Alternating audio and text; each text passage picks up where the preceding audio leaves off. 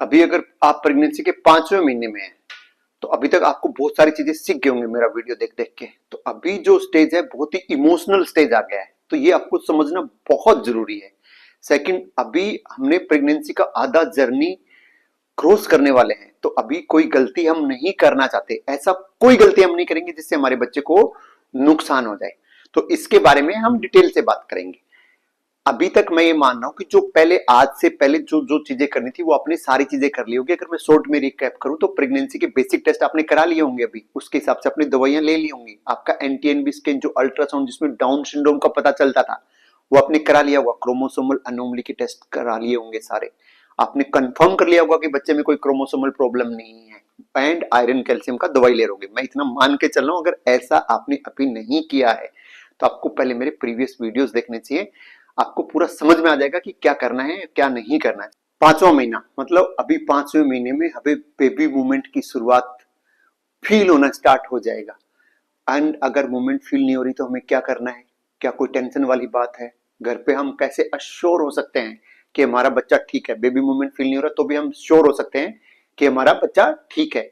क्या खतरे की निशानी है? कब तुरंत हॉस्पिटल जाना है, कब टेंशन नहीं लेना है, ये जानना बहुत जरूरी है।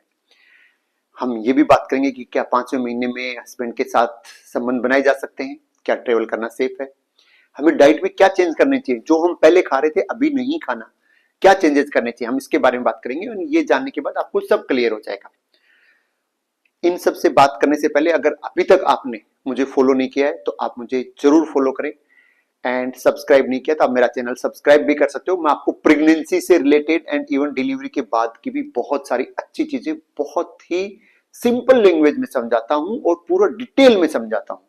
ये सब देखने के बाद आप कॉन्फिडेंट फील करते हो एंड आपकी सारी क्वेरीज दूर हो जाती है, क्योंकि मैं 13 ईयर से सिर्फ यही पेशेंट देख रहा हूं and per day more than 100 patient देखता हूं। तो मैंने लाखों में पेशेंट देख लिए होंगे, तो मुझे बहुत अच्छे से पता है कि पेशेंट के दिमाग में कौन से महीने में क्या चलता है, कौन सी क्वारी वो पूछना चाहता है, कौन सी वो नहीं पूछ पाता, जान पूछ के भी, कोशिश करके भी नहीं पूछ पाता। तो मैं उन सारी क्वारीज के आंसर आपको मैं इस वीडियो में देने वाला हूं। फॉलो करना एंड सब्सक्राइब करना बिल्कुल नहीं भूलिएगा। चलो अभी बात करते हैं प्रेगनेंसी के 5वें महीने। 5वें महीने का मतलब अभी हम 17th वीक से लेके 20 वीक ऑफ प्रेगनेंसी का बात करेंगे। 17th वीक आपके प्रेगनेंसी का जो एलएमपी था, लास्ट मेंस्ट्रुअल पीरियड का जो पहला दिन था, वहां से हम काउंट कर रहे हैं। तो अभी सबसे पहले हम बात करेंगे बच्चे का, फिर हम बात करेंगे मदर का। तो बच्चे के अंदर अभी साइज कितना हो गया होगा? मैंने बताया था कि चौथे महीने के लास्ट में बच्चे का साइज कितना हो गया था? बड़े संतरे की साइज का हो गया था। लेकिन अभी इस 5वें महीने के लास्ट तक पता है बच्चे का साइज कितना हो गया होगा? बच्चे का साइज एक केले की साइज का हो जाता है। आपका बच्चा अभी इतना बड़ा हो गया है। अभी जो पहले हड्डियां बनी थी वो हड्डियां अभी मजबूत होने लग गई हैं। अभी बेबी ने आवाज सुनना स्टार्ट कर दिया है। अगर आप घर पे लड़ाई कर रहे हो तो उसको समझ में आ रहा है, वो दुखी दुखी फील करता है। एंड अगर आप खुश हो रहे हो तो बेबी हैप्पी फील करता है। ये सब हार्मोन जो आपके ब्रेन में सिक्रेट हो रहे हैं, वही सेम हार्मोन बच्चे के अंदर जा रहे हैं। अगर आप म्यूजिक सुन रहे हो तो बच्चा भी उसको एंजॉय करता है। एंड बच्चे के हेयर्स, सिर के ऊपर हेयर्स, आईब्रोज, ये सब चीजें बनना, डेवलप होना स्टार्ट हो जाती हैं। इसके अलावा जो स्किन होता है बच्चे का, स्किन बनना स्टार्ट हो गया है। बेबी अभी एक्टिवली जोर से मूवमेंट करना शुरू होता है। कई बार हम अल्ट्रासाउंड करते हैं तो हमने भी ये भी देखा कि बच्चा मुंह के अंदर अंगूठा लेके उसको सक कर रहा होता है। ठीक है, यहाँ पे बॉडी ऑर्गन तेजी से डेवलपमेंट हो रहे होते हैं। एंड ये बच्चे का एक बहुत ही इंपॉर्टेंट ग्रोथ फेज हो रहा होता है। बच्चा सब कुछ समझे, छोटा सा बच्चा है लेकिन सब कुछ चीजें समझ रहा है। तो बेबी के लिए बहुत ही ये एक इंपॉर्टेंट फेज है। अगर सिम्टम की बात करें तो सबसे अच्छा सिम्टम जो प्रेगनेंसी का आता है वो इसी 5वें महीने में आता है। 5वें महीने में जिनको पहले से एक बच्चा हो गया उनको 5वें महीने की शुरुआत में ही बेबी मूवमेंट फील होना शुरू हो जाता है। लेकिन जो पहली बार प्रेग्नेंट हुए हैं उनको ये लगभग 18 वीक के आसपास बच्चे का मूवमेंट फील होना शुरू होगा। सबसे पहले बच्चे का मूवमेंट फील होगा तो लेडी को क्या फील होता है? उसको ऐसे लगता है कि पेट के छोटे वाले जो नीचे वाला हिस्सा है उस पे से कोई बटरफ्लाई बैठी हुई है। ऐसे फील होगा कि जैसे कोई बटरफ्लाई बैठी हुई है। वो आपका बेबी का मूवमेंट था। स्टार्टिंग के कुछ दिन ऐसे ही फील होता है, फिर आपको समझ में आने लग जाता है कि ये बच्चे का मूवमेंट है। तो एक वो बहुत ही खुशी का पल होता है। यहाँ पे अभी आपका पेट साफ दिखने लग जाता है, क्लियर कट पता लगने लग जाता है कि यू आर प्रेग्नेंट नाउ। ये जो पतले लोग होते हैं उनको उनके अंदर ज्यादा पेट दिखता है, जो लोग मोटे होते हैं उनके अंदर हो सकता है अभी तक पेट ना दिखा हो। ठीक है। भूख पहले से और बढ़ जाएगी, भूख पहले से और बढ़ जाएगी। मैंने बताया था कि तीसरे महीने तक भूख नहीं लगती, खाने का मन नहीं करता, बदबू आती है। लेकिन अभी जो चौथे महीने में भूख बढ़ गई थी, अभी पांचवें महीने में आपको और भूख बढ़ जाएगी। लेकिन थोड़ा सा नेगेटिव पॉइंट क्या है, यहाँ पे आपको बैक पेन होना स्टार्ट हो जाता है, थोड़ा थोड़ा पैरों में लेग क्रैम्प आने लग जाते हैं। तो जो बैक पेन क्यों हो रहा है कि आगे की साइड वजन बढ़ रहा है, तो बैक पेन से बचने का क्या है, अमेजोन से हॉट वाटर रबर बैग खरीदो एंड उसको पीछे से उससे उसका सेका लगाओ, ठीक हो जाएगा। And leg cramp, leg cramp का इलाज क्या है, भगवान ने एक इंसान बनाया जिसका नाम है पति, उससे दबाओ। आपके पास सही बहाना है कि अभी आप प्रेग्नेंट हो, पेन हो रहा है, सुबह से हम ड्यूटी लगा दो उसका, तो लेग क्रैम्प के लिए दैट इज द बेस्ट। अभी बात करते हैं कि इस महीने में डेंजर साइन क्या है, जब आपको डॉक्टर के पास तुरंत जाना चाहिए। तो वही सेम डेंजर साइन जो मैं आपको पहले बता चुका हूं कि वेजाइनल ब्लीडिंग, पेट में अंदर बहुत ज्यादा दर्द हो रहा है, बहुत ज्यादा उल्टियां आ रही हैं, तेज बुखार हो रहा है ना, हाथों में पैरों में बहुत ज्यादा स्वेलिंग आ गई है, एंड या नीचे से पानी छूट गया है, या हाई ग्रेड फीवर अगर आ रहा है, तो आपको तुरंत डॉक्टर के पास जाना चाहिए। घर पे बैठ के बिल्कुल रिस्क नहीं लेना है। बात करें खाने पीने की, तो खाने पीने वाली सेम प्रोटीन के सोर्स के लिए आपको अलग अलग टाइप की दाल खानी चाहिए। आप पनीर खा सकते हो, हम पनीर का मैं डिटेल से बताऊंगा, अंडा खा सकते हो, चिकन खा सकते हो, ये चीजें सब सेफ हैं। पनीर आप रोजाना न्यूज़पेपर में पढ़ते होंगे कि पनीर को तेजाब से बना रहे हैं, सोयाबीन से बना रहे हैं।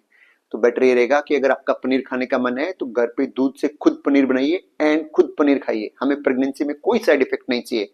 हम नहीं चाहते कि आप जो खा रहे हो उसका इफेक्ट बच्चे पे है, बच्चे पे नेगेटिव इफेक्ट हमें बिल्कुल नहीं चाहिए।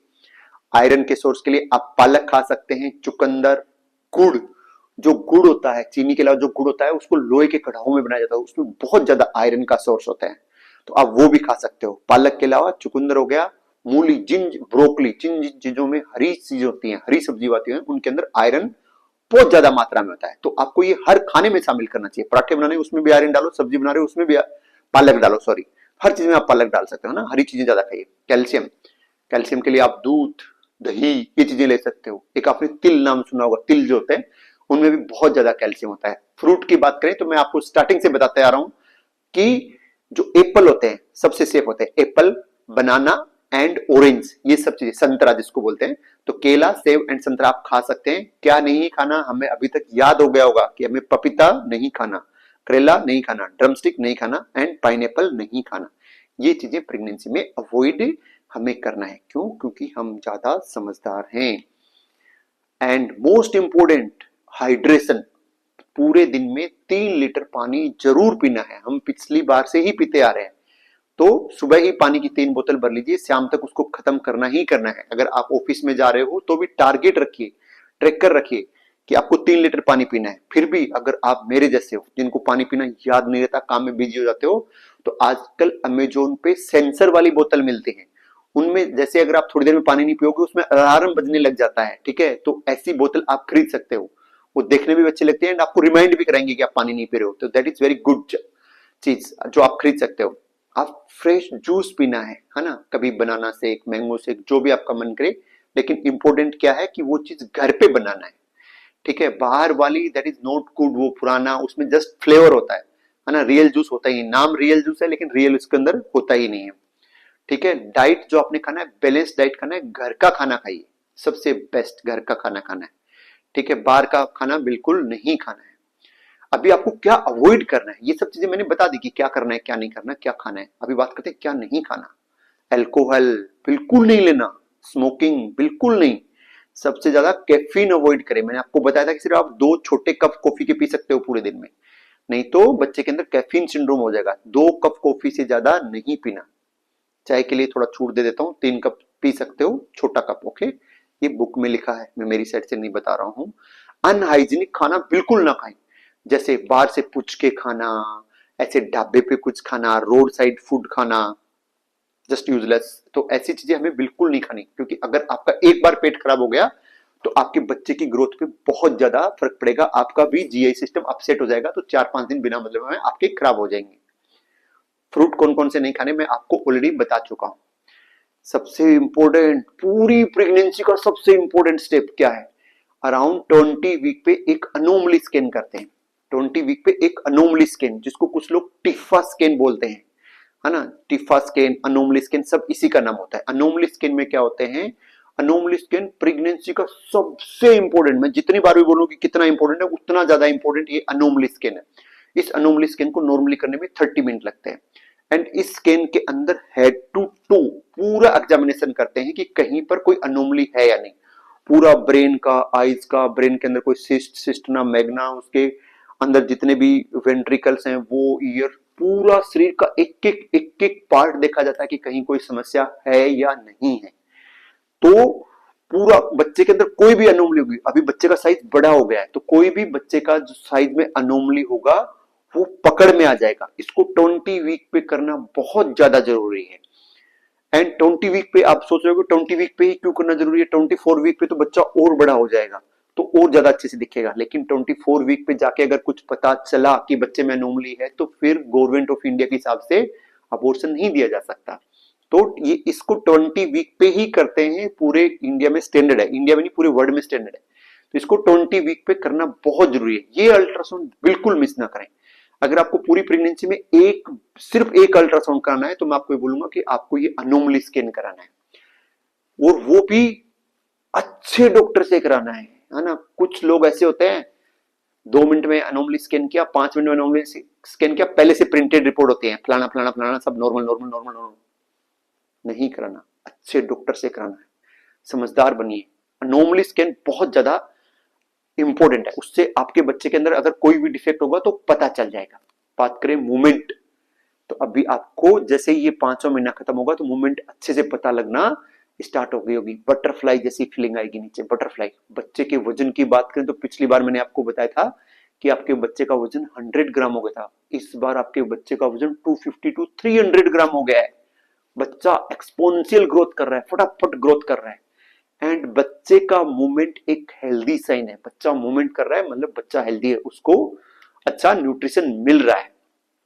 सेम क्वेश्चन पे आ जाता है, क्या अभी फिजिकल रिलेशन बनाने सेफ है? यस, फिजिकल रिलेशन बनाना सेफ है, लेकिन पहले से कोई भी ब्लीडिंग, अबॉर्शन, जल्दी डिलीवरी का ये सब हिस्ट्री नहीं होनी चाहिए, एंड प्लेसेंटा लो लाइंग नहीं होना चाहिए। अगर फिर भी अगर आपको कोई डाउट हो तो अपने डॉक्टर से जरूर डिस्कस करें। मेडिसिन की बात करें तो यहाँ पे आके मेडिसिन में कोई चेंजेस नहीं होता, वही आयरन कैल्शियम चल रहा होता है, थायराइड की दवाई चल रही होती है तो वो चल रहा होता है। आयरन कैसे लेना है मैंने मेरे पिछले वीडियो में पूरा डिटेल से बताया, कैल्शियम कैसे लेना है पूरा डिटेल से बताया, तो वो आप जरूर देख सकते हैं। यहाँ पे फोलिक एसिड का रिक्वायरमेंट नहीं होता। सेल्फ मेडिसिन बिल्कुल ना लें, डॉक्टर बनने का कोशिश ना करें। अगर फिर भी अगर आपको सेल्फ मेडिसिन लेना है तो एटलीस्ट पहले एमबीबीएस कर लो, फिर एमएस कर लो गायनी से, आप उसके बाद ले सकते हो, सेल्फ मेडिसिन भी ले सकते हो, लेकिन पहले एमबीबीएस एंड एमएस करना पड़ेगा, उसके बाद आप सेल्फ मेडिसिन ले सकते हो। अगर आपने ऐसा नहीं किया है तो बिल्कुल भी सेल्फ मेडिसिन ना लें, क्योंकि वो मेडिसिन हो सकता है आपके बच्चे को इफेक्ट करती है। कुछ लोगों की आदत होती है कि मेडिकल स्टोर से दवाई ले लेते हैं, या कुछ गांव में आरएमपी टाइप के लोग होते हैं, उनको पता ही नहीं होता, वो कुछ भी एंटीबायोटिक खिलाते रहते हैं। ऐसा नहीं करना, उससे पूछिए आप कि ये क्या सेफ है या नहीं है। अगर उसको नहीं पता तो आप अपने गायनिकोलॉजिस्ट से पूछिए। तो सेल्फ मेडिकेशन बिल्कुल नहीं करना है। इमरजेंसी क्या क्या है मैं आपको ऑलरेडी बता चुका हूं। अगर आपको ब्लीडिंग हो रहा है, बहुत ज्यादा पेट में दर्द हो रहा है, आपको रुक रुक के पेट ऐसे टाइट हो रहा है, एंड बच्चे का मूवमेंट बिल्कुल बंद हो गया है, पैरों पे एंड मुंह पे बहुत ज्यादा स्वेलिंग अगर आ गई है, बहुत ज्यादा आपको बुखार आ रहा है, फाउल स्मेल डिस्चार्ज हो रहा है वेजाइना से, तो ऐसे केस में तुरंत डॉक्टर से जाके मिलेगा। अभी मैं मेरी साइड से इंपॉर्टेंट टिप्स बता देता हूं कि आपको क्या है, सोना कैसे सोना चाहिए, लेफ्ट या राइट, एक साइड करवट लेके सोना चाहिए। एक इंपॉर्टेंट बात आज मैं और बता देता हूं, जैसे आप लेफ्ट या राइट लेटरल पोजीशन में सोते हो तो कुछ लोगों की आदत होती है सोएंगे एकदम से उठ के चलना स्टार्ट कर देंगे। प्रेगनेंसी में ऐसे नहीं करना है। पहले लेफ्ट लेटरल साइड में सोइए, फिर आराम से बैठिए, फिर 2 मिनट वेट करिए। 2 मिनट वेट करिए, कोई भारत पाकिस्तान का युद्ध नहीं छिड़ा हुआ है, भाग के जाने से कोई इमरजेंसी नहीं हो रही। ओके, 2 मिनट वेट करिए, बेड पे बैठे रहिए, एंड फिर उठ के चलना स्टार्ट करिए। आप एकदम से चलोगे तो कुछ लोगों को थोड़ा चक्कर आने लग जाते हैं, उसकी वजह से पेशेंट गिर जाता है, उसको अनकंफर्टेबल फील होता है। तो ये पूरा डिटेल था प्रेगनेंसी के 5वें महीने के बारे में। मैं मेरे नेक्स्ट वीडियो में आपको बताऊंगा 6ठे महीने के बारे में। अगर आपको मेरी जानकारी पसंद आई तो आप मुझे सब्सक्राइब कर सकते हो, मुझे फॉलो कर सकते हो, एंड अगर आपकी कोई दोस्त प्रेग्नेंट है तो आपको उसको ये वीडियो ज़रूर शेयर कर सकते हो, उसको ये बहुत हेल्पफुल रहेगा। इतनी जानकारी उसको कहीं से भी नहीं मिलेगी। आप मुझे फॉलो करना बिल्कुल नहीं भूलिएगा। Thank you so much.